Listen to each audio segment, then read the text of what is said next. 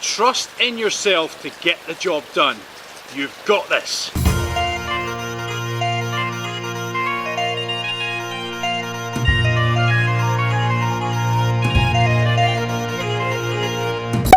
Obviously I've been by myself for 2 weeks. Rab's been on holiday. Yesterday, as a wee surprise for him, I made us a little man, or the start of a man cave. I've got a garage, which is right here, but it's a little bit messy. So I'm going to see what it's going to take to tidy it up and potentially make this our filming studio.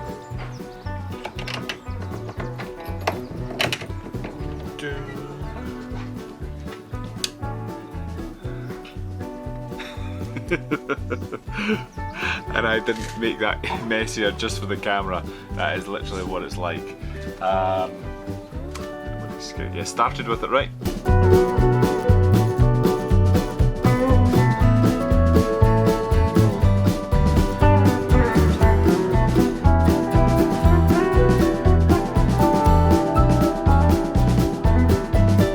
So now, as soon as I made that, we did a little live feed yesterday as a little reunion. He's on his way! Wait, I'm ready, Wait. Assume the pose. Ready? You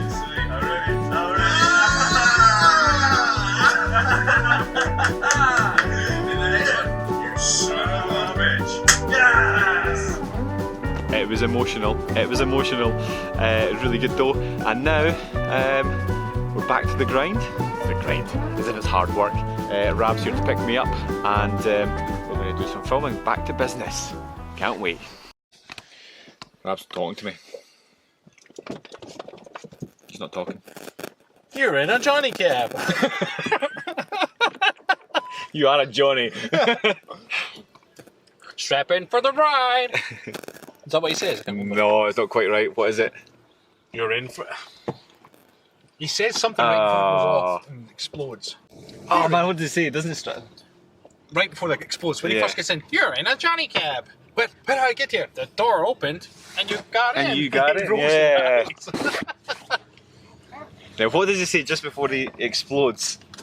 What's that phrase? Oh man, that's gonna bug us. It's not just enjoy your ride, or no? You're right. No, because you wouldn't say enjoy your ride if you're getting out.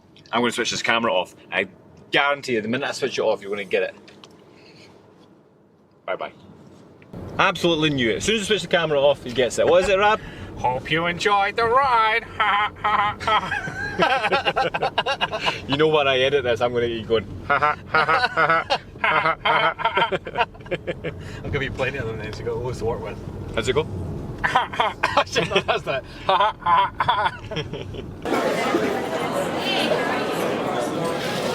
Hope you enjoyed the ride.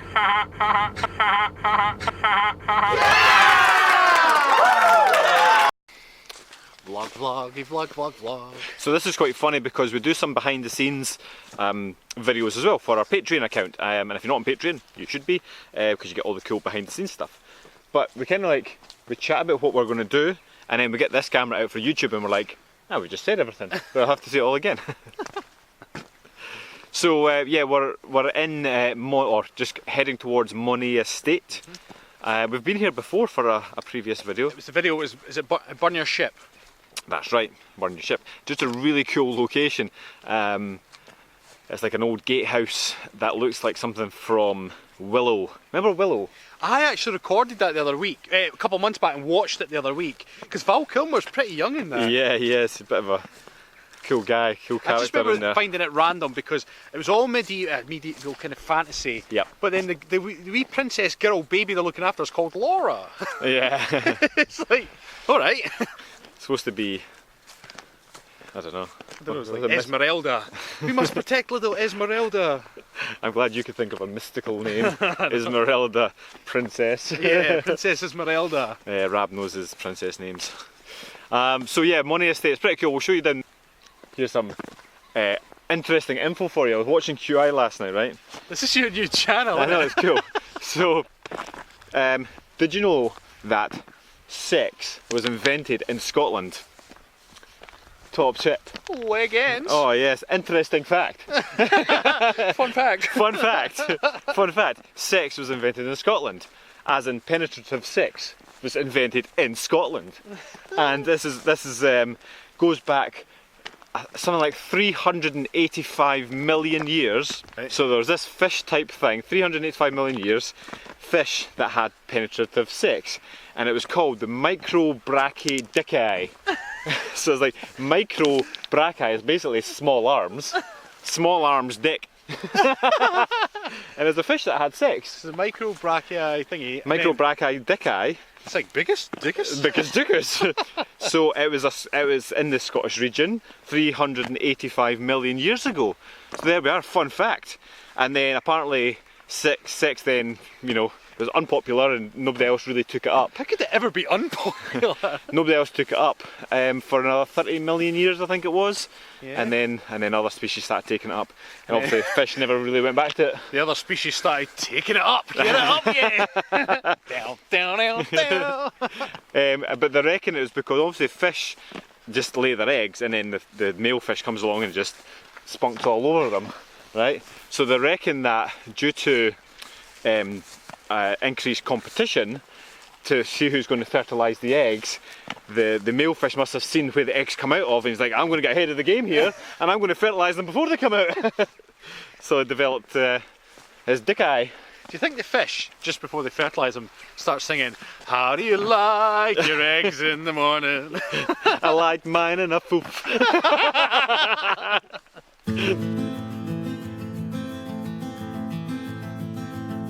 I'm pretty sure we said this before, but if you owned that, you wouldn't just leave it there, would you? You'd probably be like kitting it out, you'd be like, I mean, let's be fair, I had a garage, right? And I didn't do much with it until you said, oh, we could have a look at wee den here. I'm like, oh yeah, of course we can. That's just a garage. But imagine you had this. You'd be like, yeah, we're having a man cave. I would sit on the top with my feet up and some eggs and just be like, walkers come by. Do you have permission to be here? Yes, no. Would you pretend to be Val Kilmer and Willow? Chewing his blackwood. Oh, they've both been in the water now. Yeah. You never gave a baby blackwood. Yeah, that's right. Never ever.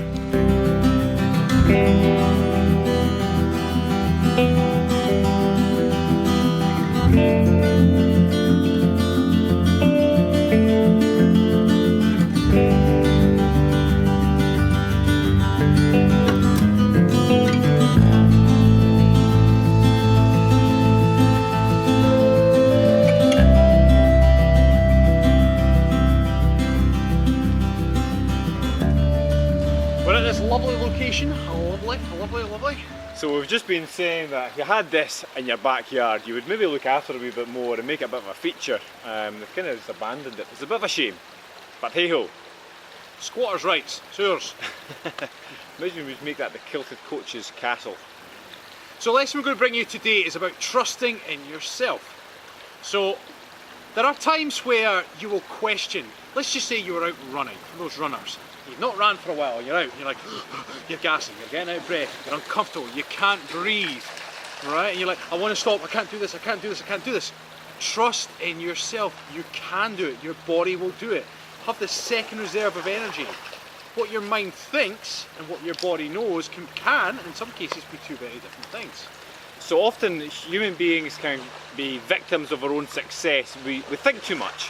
And whether you're a believer in nature and evolution, or you're religious and you believe in God, whichever God that might be, say for instance you believe in God, like surely you trust in God, or if it's nature and evolution, you trust in nature that we can do amazing things. The human race has evolved over, you know, hundreds of thousands of years, and it's the development of your mind and the thought process that often hold us back. By, as I've said, it might be a marathon, it might be lifting weights, it might be changing your diet. A lot of people say, oh, I would love to be in better shape, but I've got too much of a sweet tooth, or I like desserts too much, or I just eat too much, I like my food. Like, no, trust in your ability to do something when you set your mind to it. So it's about digging deep and just trusting that it's there. It's like, I don't think I could do this, but right self, we're just going to have to get it done. There was once upon a time, I can't remember what happened, I think I parked quite far away from somewhere, and I had a lot of stuff, and when I went to this location I picked something else up, I can't remember what it was, and I had a lot of stuff to carry back, and I realised, holy shit, well that was it, the bag that I brought had snapped, so then the equipment that I had along with what I'd picked up, I couldn't carry it all back, so I had to virtually carry it rather than it being in the bag, and I'm not kidding you, my arms were burning, and I was like, I don't think I'm going to make it back to the car, I'm going to do this in multiple trips, and we're talking about half-hour walk at least. I was like, no, right self, we'll get this done. I trusted myself, and I just got it done. And I went through the burn and just ignored it, and I was amazed. When I made it back to the car, I was like, wow, I got here. I did not think I was going to make it, but I got there. Now, so when we're talking about on the physical aspect of things, you may or may not have seen, there's a bunch of videos online of people with absolute muscle failure. People who have maybe had their tough legs workout and that literally can't stand up. Their legs are just giving up. No matter how much they try, their legs are giving up. Now, it takes a lot to get to that stage, and even at that, a lot of that's just your mind saying, oh, I'm weak, and my legs are done, I can't even stand up, and your mind plays tricks on you to say, I can't stand up, and you end up falling down. But until you get to that stage, as soon as you say, I'm not sure if I can do this, or I don't think I can do this, the word think or not sure also means you think you can, because it's not a definitive. If you say, I don't think I can do this, therefore you also think that you can do it. Like, it's not definitive, I definitely cannot do this. If you say I definitely cannot do this, we'd ask you for proof. How do you know you can't do it? Until you try. And as Rab said with his example, you just keep going. Like, if you were to listen to your muscles and say, oh, this is really, I need to put these down, then you put them down, it'd take you twice as long to get back to the car. But if you just say, I'm not sure if I can get back to the car, and you just keep going regardless and say, let's find out, and make it a bit of a fun game to go. And we always try to relate things back to weight loss, so that let's just say you embarked on a 12-week weight loss transformation, much like our evergreen product, by the way. And you might be 2 weeks in, you're like, I don't think I can do this. That's when you've got to dig deep and trust in yourself, have faith in yourself. It's like, right, it's going to be hurt, it's going to be sore, but just keep clocking the days up. Before you know it, you'll be at the midpoint, you're probably still saying, I don't think I could do this, and that's okay, as long as you just keep plodding on. Always remember that your current lifestyle, the life as you know it, is a certain way because of the things that you can and do. I said do. Any change, like I'm going to guess that you're watching this video because you want something in your life to change, whether it be weight loss, which is our expertise, it's our speciality, but it could be your love life, it could be just getting more friends, it could be your career, it doesn't matter. Your current experience is what it is because of the way you are, what you do and what you can do. So any change that's going to happen comes from you being uncomfortable, whether it be physically, socially, mentally, emotionally, it doesn't matter. You have to be uncomfortable, and you do not know what you do not know. Again, I'll go back to Rab's example. I'm not too sure if I can get back to the car. Exactly, not too sure. You don't know what you don't know until you give it your absolute all, and you just keep pushing beyond. Trust in yourself to get the job done. You've got this.